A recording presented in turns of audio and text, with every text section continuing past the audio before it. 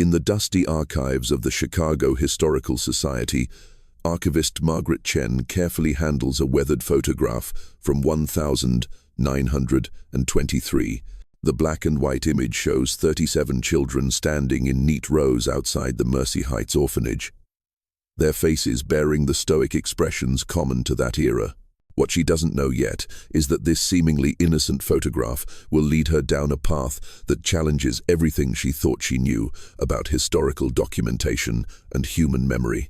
The photograph was donated by the estate of Elalina Whitmore, a 94-year-old woman who passed away 3 months earlier. Among her belongings, family members found boxes of documents related to her work as a social reformer in the 1922nd. Elalina had spent her life advocating for children's rights and orphanage reform, but she had never spoken about this particular photograph to anyone in her family. Margaret adjusts her magnifying glass and begins her routine cataloging process. The children in the photograph range from about 5 to 16 years old, dressed in the simple dark clothing typical of institutional care during that period.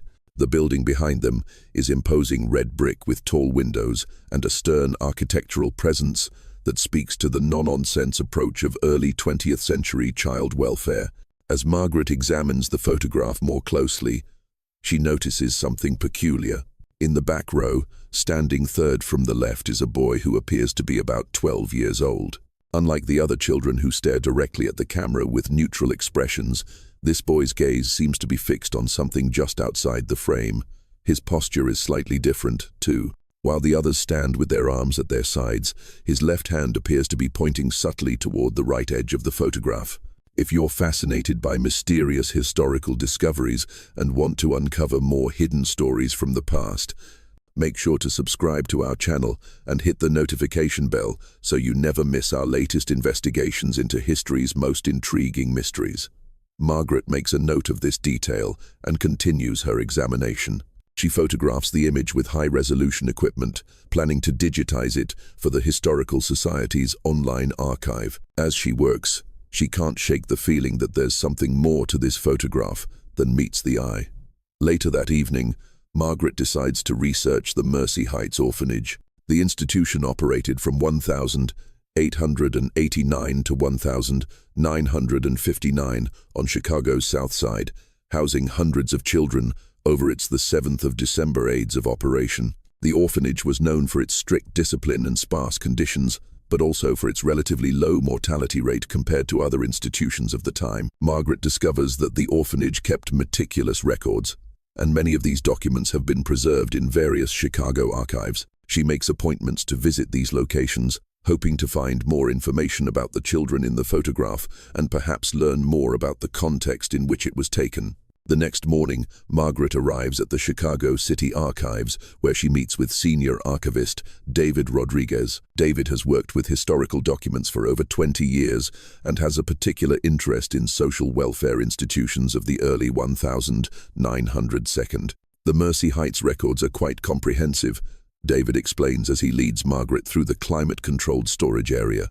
They documented everything: admissions, departures, disciplinary actions, educational progress, even medical records. The administrators were very thorough.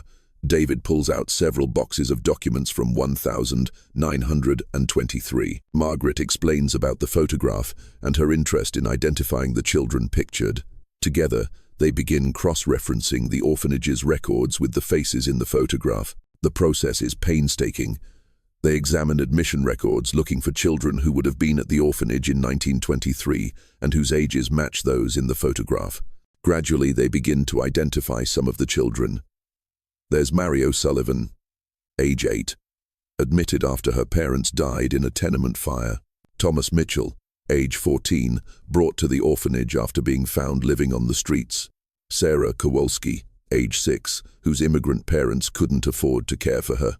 But when they get to the boy in the back row, the one whose gaze seems fixed on something outside the frame, they encounter their first mystery. According to the records, his name is James Fletcher, age 12, admitted to the orphanage in 1921 after his mother died of tuberculosis.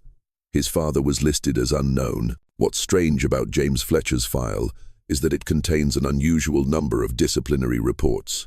Most children at Mercy Heights had occasional infractions noted in their files: talking during meals, failure to complete chores, minor acts of defiance. But James's file is thick with reports of more concerning behavior. He kept talking about the man in the garden.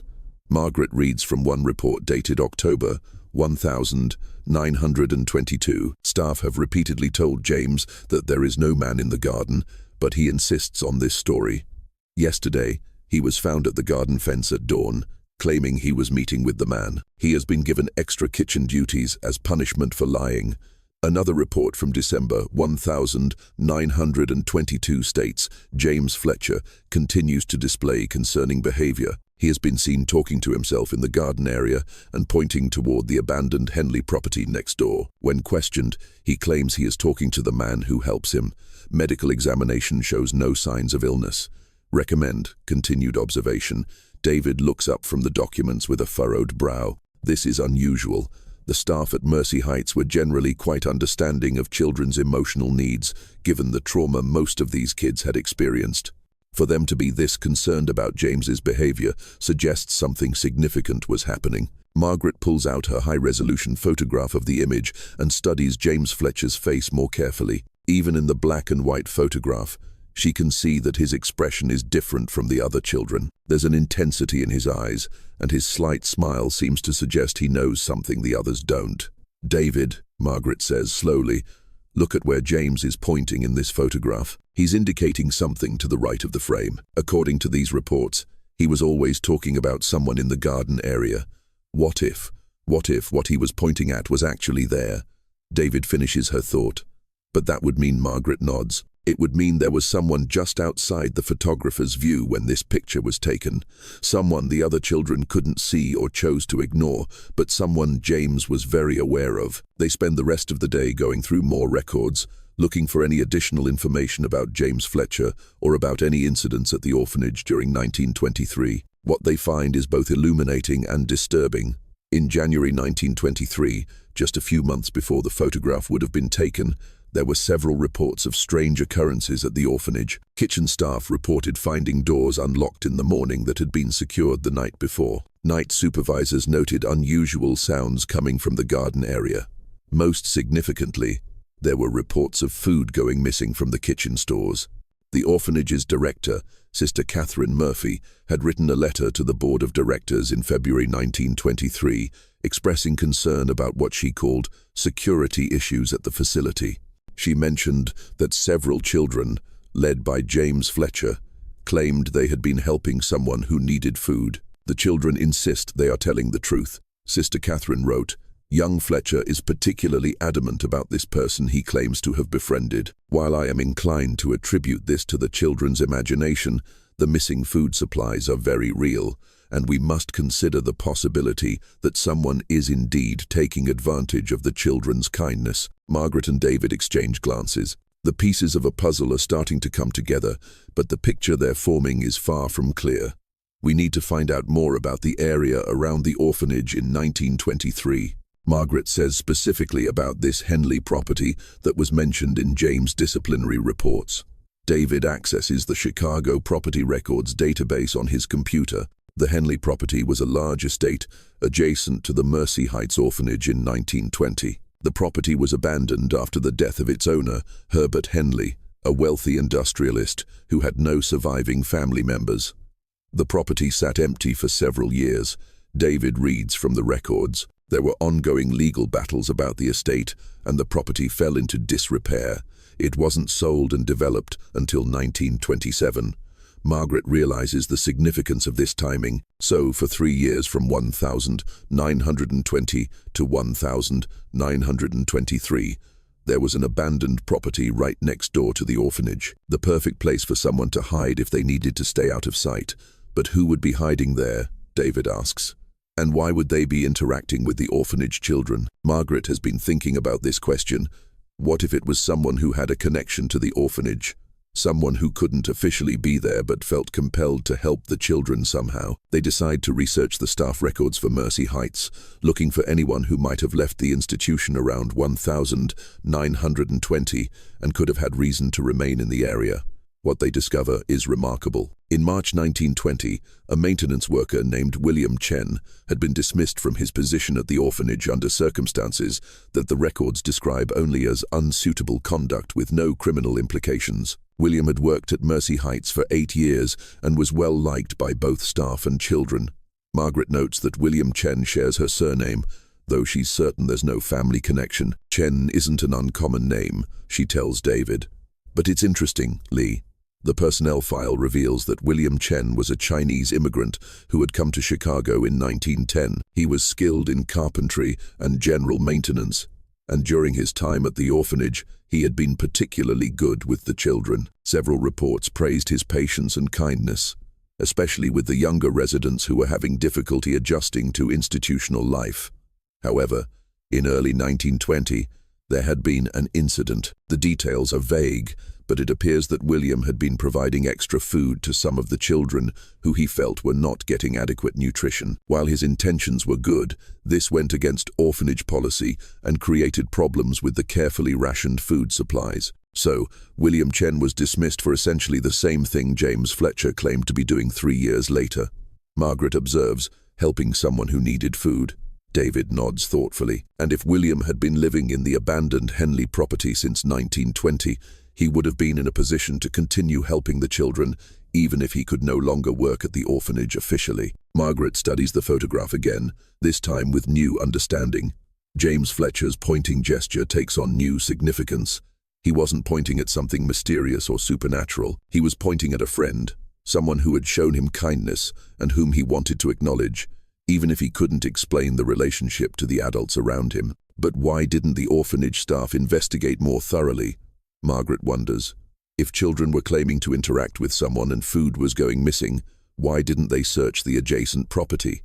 David has been thinking about this too. Remember, this was 1923. Anti-immigrant sentiment was very high, especially against Chinese immigrants. If the orphanage staff suspected that William Chen was still in the area, they might have been reluctant to get involved with local authorities. It would have created a scandal that could have damaged the institution's reputation. Margaret realizes that David is probably right. The orphanage depended on donations and community support. A scandal involving a dismissed Chinese worker would have been devastating to their funding and public image, so they chose to handle it quietly. Margaret says they disciplined the children for lying about the man in the garden, but they didn't actually try to stop what was happening. Over the following days, Margaret becomes increasingly absorbed in the story of James Fletcher and William Chen. She returns to the Chicago Historical Society archives and begins looking for any additional photographs from Mercy Heights that might provide more clues. In a box of materials donated by a different family, she finds 3 more photographs from the orphanage, all taken in the summer of 1923.